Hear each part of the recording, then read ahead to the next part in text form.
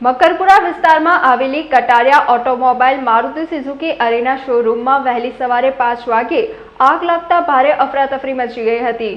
મકરપુરા વિસ્તારમાં કટારિયા ઓટોમોબાઈલ્સમાં વહેલી સવારે આગ લાગી હતી। કટારિયા ઓટોમોબાઈલ્સમાં મારુતિ કારનો શોરૂમ આવેલો છે। શોરૂમના પહેલા અને ત્રીજા માળે આગ લાગતા અફરાતફરી મચી ગઈ હતી।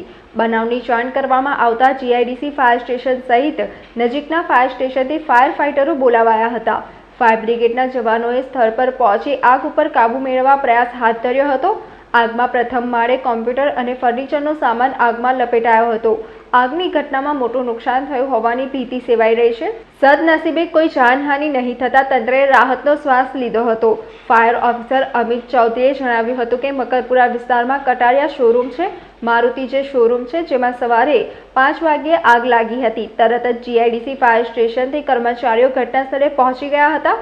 સાથે સાથે વાહનો અને અન્ય કર્મચારીઓની જરૂરિયાત જણાતા બીજા સ્ટેશન પર વાહનો અને કર્મચારીઓ મંગાવાયા હતા। શોરૂમમાં પ્રથમ માળે અને ત્રીજા માળે આગ છે। 5 વાગ્યાથી આગ બુઝાવવાની પ્રક્રિયા ચાલુ છે, જે હાલ પણ ધુમાડા નીકળી રહ્યા છે।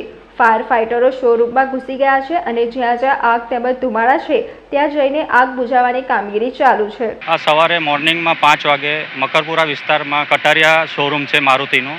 આ કટારિયા શોરૂમમાં ભયાનક આગ લાગી હતી। તરત જ જીઆઈડીસી ફાયર સ્ટેશનથી કર્મચારીઓ અધિકારીઓ ઘટના સ્થળે પહોંચી ગયા છે।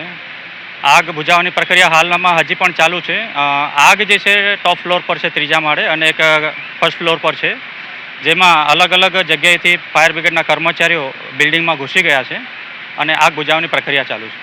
આગ લાગવાનું કારણ તપાસનો વિષય છે, એની ઊંડાણપૂર્વક તપાસ કરવામાં આવશે। હાલ તો અત્યારે આગ કાબૂમાં આવી નથી, એટલે એને બુઝાવવાની પ્રક્રિયા ચાલુ। શોરૂમની અંદર ફાયર ફાઇટિંગની સુવિધાઓ છે અને અમારા ફાયર બ્રિગેડના વાહનોનો સાધનોનો ઉપયોગ કરીને આગ કાબૂમાં મેળવી રહ્યા છે। સમાચારોના સતત અપડેટ મેળવવા માટે લોકમત ન્યૂઝને યુટ્યુબ ઉપર સબસ્ક્રાઇબ કરો, બેલ આઇકોન દબાવો અને અમારી સાથે જોડાયેલ રહો ફેસબુક, ઇન્સ્ટાગ્રામ અને ટ્વિટર ઉપર।